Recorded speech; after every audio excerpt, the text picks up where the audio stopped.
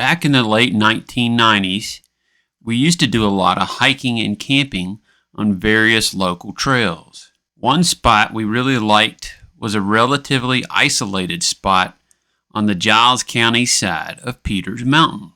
We would hike up about 2 miles on what had once been a railroad spur during the heavy logging days of over a century ago. The spot was at the joining of 2 streams and included a relatively level spot where we would pitch our tent. One evening, probably around 10 to 11 p.m., we were sitting around our campfire, which we had let burn low since we were tired and ready to crawl into our sleeping bags.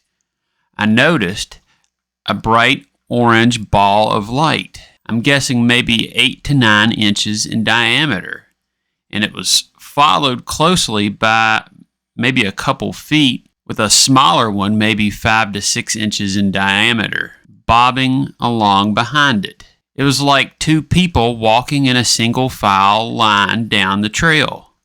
Oddly, they were following the trail and passed by about 10 feet from us, and there was nothing visible holding those lights. They were definitely floating at about head level height, as if they were living, walking people. I remember thinking, did I really see that? When Bonnie, my wife, asked, "Did you see that?"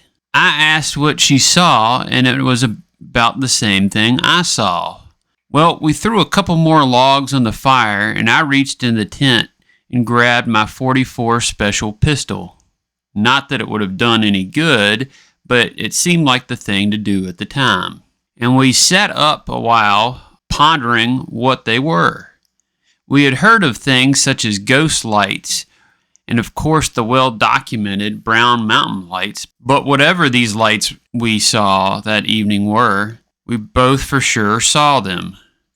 We have camped at the same spot several times since, but this was the only time we encountered anything spooky there. We still don't know what those were to this day. Man, that's spooky. I mean, could you imagine being out camping and seeing something like that so close to you? Now, I know we've got some listeners in Giles County. I'd like to see what y'all think of this. Let me know in the comments, and then anybody else too, let us know. But y'all over in Giles that listen to us, have you heard of anything like this in Giles County? Let us know. Yeah, there's a lot of reports of spook lights, and of course the brown mountain lights. Brown mountain lights there's a couple of different things it sounds like, but I definitely saw something similar at Brown Mountain myself. It was kind of a silvery reflective color though, so I'm not sure, but it was definitely at ground level. But yeah, has anybody else seen these spook light type things? We'd definitely love some more stories like that. And if you'd like to send a story, you can send it to spookyappalachia@gmail.com or send something into our P.O. box. It's listed on the screen along with our email address. And don't forget to like, share, subscribe, tell all your friends. Send a message to subscribe via a spook light. And don't forget, stay spooky.